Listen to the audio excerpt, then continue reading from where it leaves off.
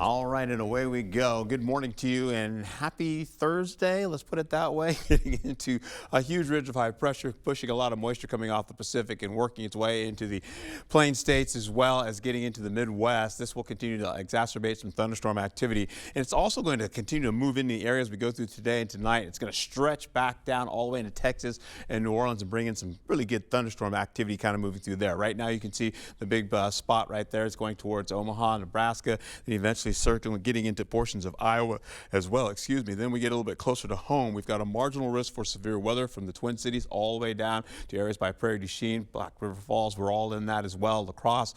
Then you get into areas by Rochester, getting down to Mason City. You guys have, or they should say they have, a slight risk for severe weather there with the possibility of showers, damaging winds, some hail possibilities is there. We could see some small hail here locally, but this is where the big hail is going to be, as well as what I just showed you in Nebraska. All right, that being said, we get into La Crosse. You're holding on to the planner. Showers have backed off a bit. We're looking at possibly coming in as we go deeper into the late morning hours into the afternoon with showers. Then we get a break possibly, then coming back again with showers to finish out the afternoon into the early evening with storms on the way from there.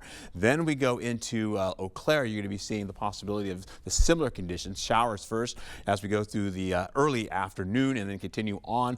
Yesterday we were showing you that it was all coming in around 10 o'clock or at least 11 o'clock and then starting to work into the forecast for this for the morning hours, but it looks like it's backed off. But however, you've seen what I just showed you on the radar. These storms are moving pretty fast. So we'll keep an eye on this and keep you apprised of what's happening. Highs for the day, you're getting temperatures in the 60s, widespread. So a good looking day despite having the showers and thunderstorm activity. We get into it here. We're going to take a look here as we go right through it's all the way into Friday now. This is kind of showing what's happening. That's what part of it's going to happen, but I'll give you a better view here. We get into it with increasing clouds going through the late morning hours. You're seeing showers pop up towards Prairie du Chien. Then they're going to continue to kick up a little bit. The lighter stuff starts to move up towards Black River Falls as well as La Crosse, working over to Sparta.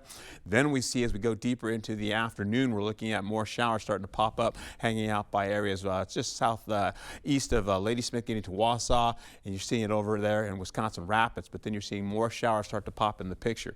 Now these continue to go through the evening hours with thunderstorm activity possibly. You can see the red dot there with heavier rainfall continuing on. You see more of that continue to stretch across the area. This is similar to what I showed you yesterday, but now it's moving later on in the daytime. This is like, say, 7-8 hours way into the future now. You're holding on to the 9 o'clock hour for the evening. The commute is done. The heavy rainfall, possibility of more thunderstorm activity getting into La Crosse and Winona.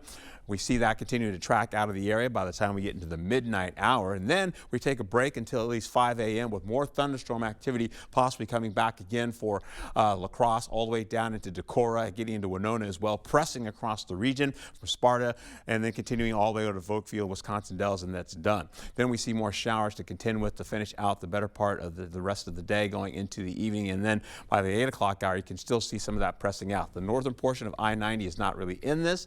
And then once it gets out, we're done. We hold on to the threat now for tomorrow is out of the region, so it's not really an issue. You're seeing the rainfall potential here as we go right through it here. We're looking at maybe 1.5 inches or less of rain. Friday's temperatures in the 50s, widespread, getting into the possibility of more of the forecast coming up in a moment. I'll show you how this all plays out when I return. So back to you.